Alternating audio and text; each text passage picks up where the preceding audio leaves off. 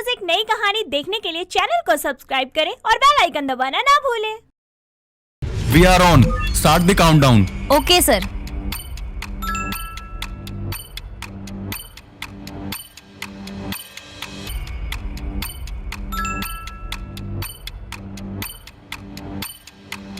ऋतु अपनी उड़ान भरती है और देखते ही देखते कुछ ही पलों में वो पृथ्वी की सतह से बाहर निकल जाती है।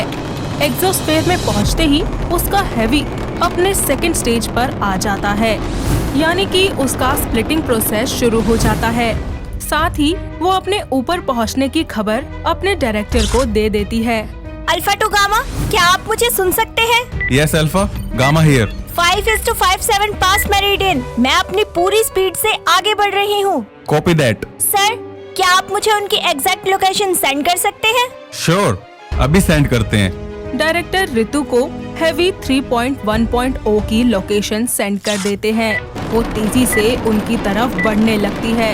आधा रास्ता वो तय कर चुकी होती है कि तभी ऋतु को डायरेक्टर का कॉल आता है और वो ऋतु से कहते हैं, gamma to alpha. Yes sir. Ritu, हमें अभी अभी खबर मिली है कि हैवी 3.1.0 से एक एस्टेरॉइड टकरा गया है, जिसकी वजह से उनकी स्पीड और डायरेक्शन दोनों चेंज हो गई है। ओह नो, अब वो कहाँ जा रहे हैं सर? अभी कुछ ढंग से पता नहीं चल पाया है, पर उन्होंने हमें ये बताया है कि वो लोग एस्टेरॉइड बेल्ट की तरफ तेजी से बढ़ रहे हैं। ओह गॉड, ये तो बहुत गलत हुआ। ऐसे तो वो लोग बेल्ट के रिंग से टकरा जाएंगे। इसी बात का तो हमें भी डर है। अब आप ही कुछ कर सकती हैं। मैं आपको उनसे कनेक्ट करवा देता हूँ, आप उनसे टाई अप कर लेना। ओके सर, मैं कुछ करती हूँ। ऋतु अपने रॉकेट की स्पीड को और भी ज्यादा तेज कर लेती है। जाते जाते वो उन लोगों से अपने आप को कनेक्ट करती है और फिर ऋतु डेल्टा 1 से कहती है, alpha two delta 1। Delta 1 here. आप कहाँ हैं इस वक्त? जी अभी हम बेल्ट के पास पहुंचने वाले हैं। मतलब ये कि आप उसके बहुत करीब पहुँच चुके हैं। जी, पर हमने अपने सब इंजन्स क्लोज कर दिए हैं। अगर किस्मत अच्छी रही तो उन रिंग्स के आने से पहले ही रुक जाएंगे, वरना तो सब ऊपर वाले के हाथ में है। आप बिल्कुल चिंता मत कीजिए, मैं जल्दी से आपके पास पहुंच रही हूँ। हेवी 3.1.0 ने जब अपनी स्पीड कम करनी शुरू की तो किस्मत से ISS बेल्ट के सिर्फ 2 लाख किलोमीटर पहले आकर ही रुक जाता है और उन दोनों की सांस में सांस आती है। ऐसे में वो लोग ऋतु को बताते हैं, डेल्टा 1 टू अल्फा। जी, क्या हुआ? मैम, हम रुक गए हैं। Thank God. आप लोग इस वक्त कहाँ हैं? हम मून के पास है मैम। ओके, मैं वहीं आ रही हूँ, मुझे खबर देते रहना। Copy that. ऋतु अर्थ को क्रॉस करके काफी ज्यादा दूर आ चुकी थी। अब बस थोड़ी ही दूर रह गई थी उन लोगों तक पहुंचने में। वो तेजी से बढ़ती हुई मून की तरफ पहुंच जाती है और फिर डेल्टा 1 से पूछती है, alpha two delta 1। Yes alpha. मैं भी मून के पास आ गई हूँ। Thank God. आपको कोई दिक्कत तो नहीं हुई ना यहाँ तक आने में?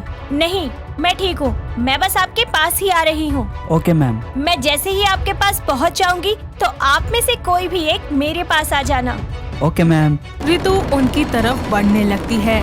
थोड़ी देर के बाद ही ऋतु को ISS नजर आ जाता है। जैसा कि इन लोगों ने प्लान किया था कि जब ऋतु उनके पास आ जाएगी तो उनमें से एक ऋतु के पास आएगा, लेकिन ऐसा कर पाना बहुत ही ज्यादा मुश्किल हो गया था क्योंकि एस्टेरॉइड ने हेवी को बहुत ही ज्यादा नुकसान पहुंचाया था। इसीलिए उसमें से बाहर आ पाना नामुमकिन सा हो गया था। डेल्टा 1 ऋतु को इस परेशानी के बारे में बताते हैं। मैम, हम इसमें से बाहर नहीं आ पाएंगे। अगर हम में से कोई भी बाहर मॉड्यूल को लेने आया तो मुझे डर है कि वो बीच में ही जम जाएगा, क्योंकि हमें हैवी से कनेक्ट करने वाली रोप डैमेज हो गई है। नहीं नहीं, आप में से कोई भी शिप से बाहर मत आइएगा, मैं कुछ सोचती हूँ। ठीक है मैम, जल्दी करिएगा। अब मैं क्या करूँ? इनमें से किसी को भी बाहर बुलाकर मैं किसी की जान खतरे में नहीं डाल सकती। इनमें से अगर कोई भी बाहर आया तो वो वापस नहीं जा पाएगा, पर इनको मॉड्यूल देना भी इम्पोर्टेंट है। ऋतु बहुत सोचती है, लेकिन उसे कुछ भी समझ नहीं आता और उसके पास कोई भी रास्ता नहीं बचता, तो वो खुद ही उनके पास जाने का डिसीजन ले लेती है और ये बात डेल्टा 1 को बताते हुए कहती है, alpha two delta 1। Yes ma'am. मैं आपके पास आ रही हूँ। पर मैम आप नहीं, आप यहाँ नहीं आ सकती। अगर आपको कुछ हो गया तो आप यहाँ नहीं आएंगी, मैं ही आपके पास आता हूँ। नहीं, आप यहाँ नहीं आ सकते, मैं ही आपके पास आ रही हूँ एंड दैट्स माय ऑर्डर। ठीक है मैम, पर ध्यान से आइएगा। ऋतु अपने हाथों में मॉड्यूल लेकर अपने रॉकेट से बाहर निकलती है। और अब वो स्पेस में एंटर कर चुकी होती है। स्पेस में जाने के बाद उसके लिए सब कुछ बहुत ही ज्यादा मुश्किल हो चुका था, क्योंकि उसके पैरों के नीचे अब जमीन नहीं थी। ऋतु के लिए ये सब बहुत टाइम बाद हो रहा था और उसे काफी मुश्किलों का सामना करना पड़ता है, पर फिर भी वो हार नहीं मानती और 30 मिनट तक स्पेस में रहने के बाद वो ISS पर पहुंच ही जाती है। वो दोनों उसे अंदर ले जाते हैं और इस सब के बाद डेल्टा 1 ऋतु से बोलता है, आई सैल्यूट यू मैम, बिकॉज आपने जो किया है हर कोई नहीं कर पाता। नहीं नहीं, मैंने कुछ नहीं किया। ये तो मेरा फर्ज था जो मुझे निभाना ही था। चलिए अब जल्दी से मुझे लाइफ सपोर्ट सिस्टम के पास ले चलिए। Okay ma'am. डेल्टा 2 ऋतु को लाइफ सपोर्ट सिस्टम के पास लेकर जाता है, जहां वो जाकर उसे देखती है और फिर डेल्टा 2 से कहती है, डेल्टा 2, ये पूरी तरह खराब हो चुका है, मुझे इसे बदलना ही होगा। ठीक है मैम, जैसा आप कहें। ऋतु उनके साथ मिलकर नया मॉड्यूल इंस्टॉल करती है। पूरे 2 घंटे की कड़ी मेहनत के बाद ऋतु ने ISS में नया मॉड्यूल लगा ही दिया था। उसके बाद उनका स्पेस स्टेशन फिर से ठीक से काम करने लगा था। ऐसे में डेल्टा 1 ऋतु से कहता है, thank you so much ma'am, आपकी वजह से सिर्फ हम ही नहीं बल्कि हमने जो सैंपल्स कलेक्ट किए हैं वो भी बच गए। इसमें मेरा अकेले का कुछ नहीं था, ये हम सबने मिलकर किया है। आप अब बिल्कुल सुरक्षित हैं। मुझे अब मेरे रॉकेट में जाना चाहिए। Sure ma'am.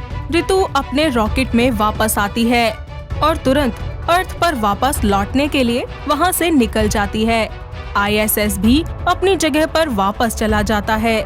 जो नुकसान एस्ट्रॉइड से टकराने की वजह से हैवी को झेलना पड़ा था, उसे ठीक करने के लिए अर्थ से कुछ लोग वहां आते हैं। ऋतु अर्थ पर वापस आकर सबसे पहले अपने बेटे से मिलती है। डायरेक्टर और बाकी सारे लोग ऋतु को बहुत अप्रिशिएट करते हैं और साथ ही साथ डायरेक्टर उससे बोलते हैं, आपने तो कमाल ही कर दिया Ritu ji. Thank you so much sir, ये आपके और मेरे बेटे की वजह से ही हुआ है। जी सही कहा आपने, आपके बेटे का बहुत बड़ा योगदान रहा इसमें।